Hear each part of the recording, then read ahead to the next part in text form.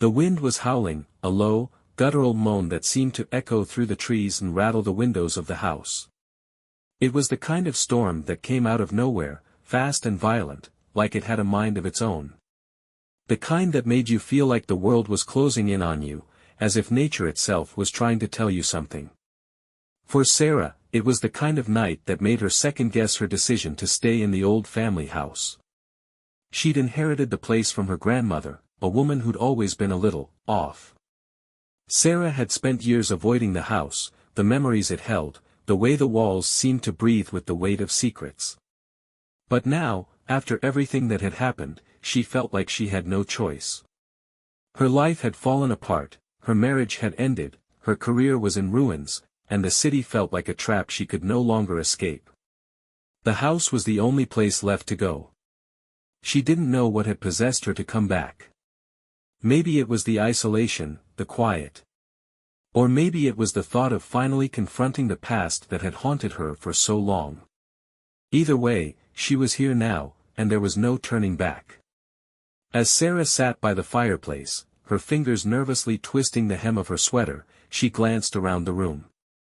The walls were lined with faded portraits, old furniture that seemed to groan under the weight of years, and shelves filled with dusty books that no one had bothered to touch in decades. The house had a smell, damp, musty, like it had been abandoned for years, even though it hadn't. It was just, forgotten. There was something about the place that unsettled her. It wasn't the dark corners or the creaky floorboards, it was the silence. The kind of silence that felt thick, like it was hiding something just beyond the edge of her vision. She couldn't shake the feeling that she wasn't alone in the house, even though she knew for a fact that she was. Her phone buzzed on the table, breaking the quiet. She picked it up, relieved to have something to distract her. It was a message from her best friend, Jane. "You good? Anything weird going on?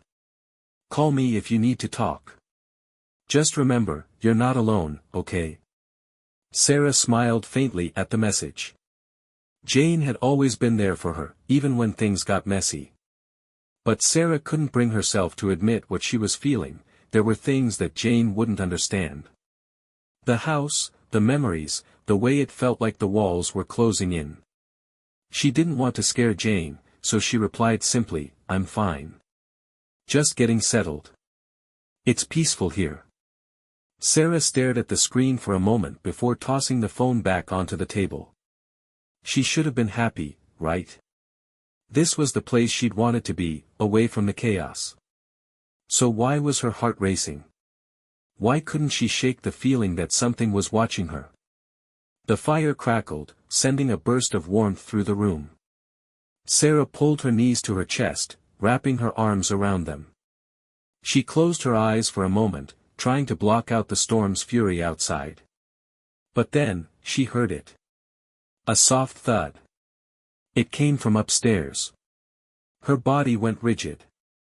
Sarah had been listening to the storm, and the sound had been lost in the wind. But this was different.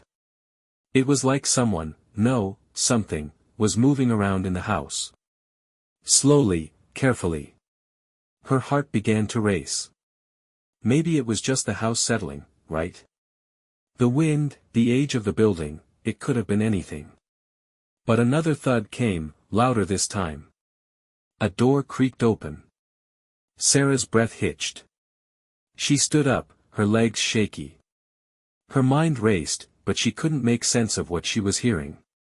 She was alone. She had to be alone. No one knew she was here. So who, or what, was upstairs? She grabbed the flashlight from the table, her hand trembling as she turned it on. The beam of light cut through the darkness, illuminating the old staircase that led to the second floor. The wood creaked beneath her feet as she made her way to the stairs, the sound echoing through the empty house. Each step felt like an eternity. The air was thick with the scent of dust and old wood, and she could almost feel the weight of the house pressing down on her. The thud stopped. She reached the top of the stairs and stood there for a moment, the silence deafening. The hallway stretched before her, dimly lit by the pale light of the flashlight. The door to her grandmother's room was at the end of the hall, slightly ajar. The room had always been locked, ever since Sarah was a little girl.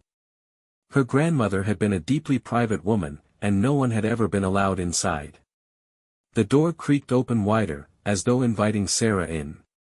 Her pulse quickened as she approached the door. The memories flooded back. Her grandmother's strange habits, her cryptic warnings about the house. Never go in that room, Sarah. Not even if you think you're ready. The old woman had always seemed so paranoid. But Sarah couldn't help but wonder, had her grandmother known something she hadn't? Something she didn't want to face? The air grew colder as she stepped inside the room, and the flashlight flickered, casting strange shadows on the walls. The room was just as it had been all those years ago, dusty, abandoned, but strangely, alive. There was a presence here, something Sarah couldn't explain. Something that felt older than the house itself. Her eyes moved to the old dresser in the corner, its drawers slightly open, as if someone had been rifling through them. And then she saw it. A small, leather-bound book, lying open on the floor. It was covered in dust, but it looked familiar. She knelt down to pick it up, her fingers brushing the pages. The book felt cold, unnatural. She flipped it open, her eyes scanning the faded pages. The handwriting was messy, frantic, as if someone had been scribbling down their thoughts in a hurry. I can feel it watching me. It's here. The darkness. It's never left. I've tried to keep it locked away, but I can feel it slipping free. I've made a terrible mistake. The words sent a chill down Sarah's spine. She couldn't look away. And then, at the bottom of the page, she saw something that made her blood run cold. The key is in the attic. Do not go up there. Don't let it out. Sarah stared at the words in disbelief. The key is in the attic. Her breath caught in her throat. She knew her grandmother had been paranoid, but this? This was something different. Something darker. She felt a wave of unease wash over her. The attic. Her grandmother had always warned her to stay away from the attic, too. But she never explained why. Don't go up there, she had said, her voice trembling. Not even if you're curious. Some things are better left hidden. But Sarah couldn't just ignore it. The house was filled with mysteries, and they were all starting to piece together. The strange noises. The locked rooms. The warnings in the book. It was as if her grandmother had known that one day, someone would come looking for answers. And now, it was Sarah. It had to be her. With a shaking hand, she closed the book and placed it back on the floor, her mind racing. She stood up slowly, feeling the weight of the room press down on her. The flashlight flickered again, and for a brief moment, she thought she saw something move in the corner of her vision. But when she turned, there was nothing there. Just the house settling, she told herself. But the chill in the air wouldn't leave. She turned toward the door, her body tense, and made her way down the hallway. The old wooden floor creaked beneath her feet as she walked toward the stairs, the weight of the decision pressing heavily on her chest. The attic was just above her. She'd seen the stairs leading up to it earlier, when she first entered the house. The old, wooden ladder-like steps that led into the darkness. She hadn't thought much of them at first, but now they seemed like a trap. Before she could talk herself out of it, she found herself standing at the base of the stairs, staring up into the pitch-black void above. The only sound was the howling wind outside and the steady, deafening tick-tick-tick of the clock in the hall. The attic door was slightly ajar, as if waiting for her to step inside. Her heart was racing in her chest.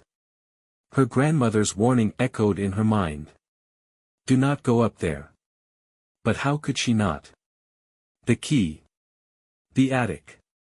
Something important was hidden up there, something that could explain everything. Taking a deep breath, Sarah reached out and pushed the door open. The air that hit her was thick, stale. The smell of dust and old wood flooded her nostrils, and for a second, she had to fight the urge to gag. She hesitated, but only for a moment. There was no turning back. She grabbed the flashlight, clicked it on, and stepped up onto the first step. The wood groaned beneath her feet as she climbed, each step feeling heavier than the last. The silence in the house seemed to stretch, the air growing colder with every step.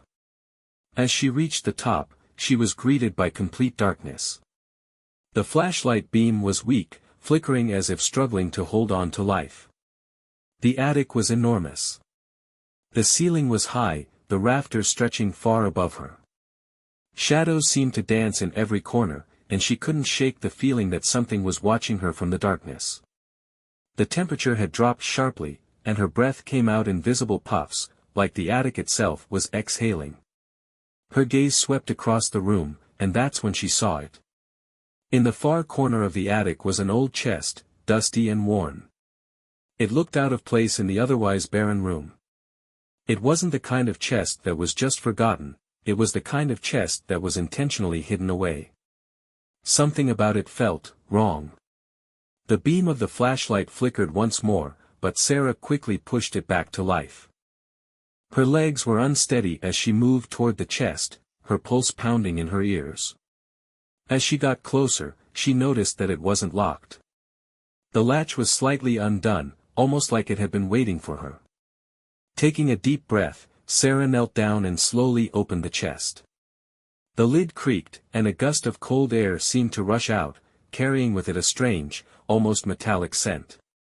Inside, there was an assortment of old, yellowed papers, a few tarnished trinkets, and a small, rusted key. The key. It was exactly as described in the book. Sarah's fingers trembled as she picked it up. The metal was cold, almost uncomfortably so, like it had been waiting for her touch. She held it in the dim light, her heart pounding in her chest. The key wasn't just old, it was ancient, as if it had been waiting for decades to be found. What did it unlock? The sound of a door creaking open echoed from below. Sarah's head snapped up. Her breath caught in her throat. The noise wasn't from the wind. It wasn't from the storm outside. Someone, or something, was in the house with her. Her mind raced. She wasn't imagining it. That sound was real. The footsteps that followed were slow, deliberate. Heavy. Someone, or something, was coming up the stairs. She turned and ran. There was no time to think. No time to second-guess herself. The key clutched tightly in her hand, she sprinted down the stairs, her heart pounding in her chest. She could hear the steps behind her, closer now. They weren't human. The rhythm was wrong, unnatural. She reached the hallway and glanced over her shoulder. The stairs were empty. But the door to her grandmother's room was now wide open. A figure stood in the doorway, just beyond the threshold. It was tall, impossibly tall, and its features were obscured by the darkness. Its eyes glowed faintly, an unnatural greenish hue that seemed to burn with an eerie intensity. The figure didn't move, but Sarah could feel its presence. It was waiting for her. Watching. Her legs felt like lead as she backed away. She had to leave the house. She had to get out, but the figure remained still, blocking the only way to the front door. What is it? What is it? The question pounded in her head, but there were no answers. Just that oppressive silence. The key in her hand felt heavier by the second, as if it was demanding something from her. It was then that she heard a whisper. A voice. Soft. But it was unmistakable. Sarah. Her name. She froze. The voice was familiar. No. It couldn't be.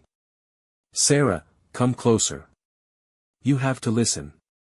The voice was so familiar, so real. But it wasn't coming from the figure. It was coming from the open door, from the room beyond. Slowly, Sarah took a step forward. The whisper beckoned her, and for a moment, she couldn't resist. As she crossed the threshold, the door slammed shut behind her. The room was cold. Colder than anything she'd felt before. Her breath fogged in the air as she turned to face the darkness. The figure was gone, but the voice remained. "Sarah. I've been waiting for you." The door slammed shut behind her with a force that made the walls tremble. Sarah spun around, her heart racing. She had barely taken a step into the room when the air seemed to thicken, as if the house itself were holding its breath. The room was pitch black, colder than the attic, and her breath formed clouds in the air. The only sound was the distant howling of the storm outside, the occasional creak of the house settling. "This isn't right. This isn't what I should be doing." But the voice. It had called her by name. She couldn't resist it. Even though every instinct screamed for her to turn and run, to escape this suffocating place, she found herself standing in the darkened room. Her hands were trembling, the key still gripped tightly in her fingers. She looked around, trying to see through the darkness, but it was impossible. The flashlight had flickered out the moment she stepped inside, leaving her in complete blackness. Her fingers felt the cold air around her, but there was nothing to hold on to, nothing to guide her. And then, it came again. "Sarah." The voice was clearer now, softer. It seemed to come from all around her, as if the very walls were whispering her name. Her breath caught in her throat. There was no denying it anymore, the voice was real. It was here, in this room, and it was waiting for her. A faint light began to glow in the distance. At first, it was weak, flickering like a dying candle, but then it grew stronger. Slowly, painfully slowly, Sarah stepped forward. Her legs felt like lead, but she couldn't stop herself. The voice was pulling her toward it, toward the source of the light. It was like a magnet, impossible to resist. The light became more defined as she moved closer. It was coming from the far corner of the room, where an old, cracked mirror stood. The edges were lined with dark smudges, the glass distorted with age, but the light was undeniably there, pulsing softly. It was as though the mirror itself was alive. "Come closer, Sarah. You're almost here." The voice again. It was softer this time, almost coaxing, like a mother calling her child. But it wasn't comforting. It was insistent, urgent. Sarah felt her pulse quicken. The closer she got to the mirror, the stronger the light became, but something was off. The glow wasn't warm, it was cold, unnatural. It was as though the light itself was pulling her in, trying to draw her into the glass. Her feet carried her forward, step after step, until she stood just in front of the mirror. The reflection staring back at her was her own, but it didn't feel like her. It was distorted, twisted, like the reflection of someone who had been trapped in the glass for too long. Her skin looked pale, her eyes wide with fear, but it wasn't just her fear that showed. There was something darker in the reflection, something that wasn't her. She reached out a hand, trembling, and as her fingers touched the surface of the mirror, it felt wrong. It was cold, impossibly cold, and yet there was something soft about it. Almost like the glass was made of something other than just ordinary material. And then, it happened. The reflection of Sarah in the mirror moved. At first, it was subtle, just a flicker in the corner of her eye. But as she stared, it became impossible to ignore. Her reflection was smiling, but it wasn't her smile. It was a twisted, grotesque version of it, stretching too wide, too unnatural. And then, the reflection's eyes, her eyes, shifted, locking onto hers with an intensity that made her blood run cold. "Sarah." The voice came again, but this time, it wasn't from all around her. It was coming from the reflection itself. It was speaking directly to her, through the mirror. And as it did, Sarah felt a strange pressure in her chest, as if the air was thickening, pushing against her. "You found it. You found me." Her heart pounded in her ears. She backed away, but the reflection didn't follow. It stayed locked in place, staring at her with those dark, empty eyes. But now, something else was happening. The glass in the mirror was rippling, the surface distorting like water disturbed by a stone.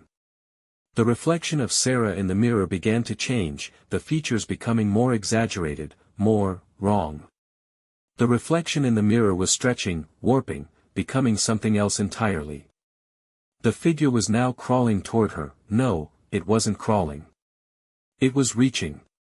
The fingers on the reflection's hand began to elongate, twisting and stretching unnaturally as it reached toward Sarah. No. She stumbled backward, tripping over her feet as she tried to pull away from the mirror, but the light from it was too strong, too intense. It felt like the mirror itself was pulling her toward it. Her breath quickened as she pressed her hands against her ears, trying to block out the voice, the whispers, the twisted image in front of her. "You belong with me, Sarah." She couldn't take it anymore. Her panic surged, and she turned to run. But as she did, the mirror seemed to call her back. The door to the room slammed shut again, trapping her inside. She spun around, heart racing. The mirror, the thing inside the mirror, it was alive. It was real. It wanted her. But what was it? Who was it? For the briefest of moments, Sarah's eyes flashed back to the old book she'd found in her grandmother's room. She thought of the warnings, the cryptic phrases. The darkness. It's never left. Was this it? Was this the thing her grandmother had been hiding all these years? The key. Her fingers tightened around the cold metal of the key in her hand. The key was supposed to unlock something. But it wasn't just any lock. It was supposed to unlock this. She had to get away, she had to leave the house, but how could she? How could she escape when the very air felt suffocating, when the mirror, and whatever was in it, was demanding to take her? She needed to act. She needed to make a choice. With shaking hands, she ran to the mirror and held the key up to it. The glass shimmered in response, ripples like water running across its surface. And then, the mirror began to open. The mirror rippled like water, and the key in Sarah's hand trembled as if it were alive, as if it were part of the strange forces at play in the house. She watched in stunned silence as the reflection of herself distorted further, warping into something that resembled a grotesque mockery. The eyes, her eyes, stared back at her with an unnatural intensity, burning with a cold, calculating hunger. "Come closer," the voice whispered, low and seductive, pulling at the edges of her sanity. She could feel the weight of it, the pressure of the voice, as if it were inside her head, crawling beneath her skin. She could feel the mirror pulling her in, tugging at her very soul. The reflection's fingers twisted and curled, reaching out like dark tendrils, stretching through the glass, as though trying to drag her into the abyss beyond. She gasped for breath. No. The word felt weak, useless, as if the house itself was swallowing her will. She could barely think over the deafening pull, the whispering shadows that seemed to swirl around her. The light from the mirror pulsed again, blinding her, and for a moment, she was unable to move, paralyzed by fear. But then, the book. Her grandmother's book. The strange, cryptic messages. The key. She knew what she had to do. Her hand shot out, slamming the cold metal key into the heart of the mirror, where the distortion of her reflection was at its peak. The key fit perfectly, almost as though it had always belonged there. As soon as she turned it, a low, groaning sound echoed from deep within the house, the sound of something old and malevolent awakening. For a split second, everything went still. Then, the mirror cracked. The glass shattered outward with a deafening crash, shards flying in every direction, cutting into the walls, the floor, the air. The light from the mirror bled out, and the figure, the thing, lurched forward, its distorted form emerging from the mirror, from the space beyond. It was taller now, its form a writhing mass of limbs, stretched and elongated, the features of its face unrecognizable but undeniably familiar. "You cannot escape," it hissed. The voice was no longer soft, no longer coaxing. It was angry, filled with a dark rage. I will take you with me. You belong here. Sarah stumbled backward, her heart hammering in her chest, but there was nowhere to run. She had trapped herself. Trapped in the house, trapped in this nightmare. She could feel the presence growing stronger, the very walls of the house seeming to pulse with it. The ground beneath her feet trembled, as if the house itself were alive, feeding on the fear that radiated from her. She couldn't breathe. The air was thick, choking her, and her vision blurred as she backed away, frantic. But then, a flash of clarity. Her grandmother's voice echoed in her mind. The key is in the attic. Do not go up there. Don't let it out. It was never the mirror, Sarah realized. The key, the attic. The attic. That was where it had all started. That was where the source of this curse was. The key wasn't just to the mirror, it was to something deeper, something older hidden in the house. The mirror was a window, a portal, and now the creature, the thing, was out. She turned and ran, ignoring the pain in her legs as she ascended the stairs. She had no time to think. The thing was coming for her. She could hear it, its slithering footsteps echoing behind her. She didn't dare look back. She couldn't. The attic door loomed ahead, open and inviting, as though it had been waiting for her. She lunged through it, her heart in her throat, slamming the door behind her with a force that made the house groan. Inside the attic, everything was still, untouched. The chest sat there, waiting, as though nothing had changed. But Sarah knew better now. She reached for the chest, hands trembling as she opened it. The rusted key, the real key, was inside. Not just any key, but the one that could stop all of this. She grabbed it and turned back toward the attic ladder. She didn't need to look. She knew it was coming. The thing. It was close. She could feel its presence. The attic. The attic was the final lock. The final barrier between her and the creature that had haunted her grandmother's life. The house itself had been built to contain it, to hold it back. But now, she was the only one left who could stop it. Taking a deep breath, Sarah ran to the farthest corner of the attic, where a trapdoor sat hidden beneath a rug. She bent down and threw it open. The space beneath was dark, but she could hear the sound of rushing air, the sound of something, breathing. Without a second thought, she dropped the key into the darkness below, where the house seemed to swallow it up. The rumbling grew louder, and the very walls began to shake. The house seemed to scream in agony as the creature's presence faded, sinking back into the earth beneath them. But even as the rumbling quieted, Sarah could feel it, a lingering presence. A promise. The house might be silent for now, but the darkness had never truly gone away. She stood there, her hands shaking, her breath ragged as the weight of everything that had happened settled over her. The key had worked. For now. But Sarah knew. She knew that the house would always be waiting. And next time, it would be stronger. As she turned to leave, she heard it once more, soft, distant, but unmistakable. I will wait for you, Sarah. And somewhere deep in the house, beyond the walls and under the floorboards, she could almost feel it, waiting in the shadows.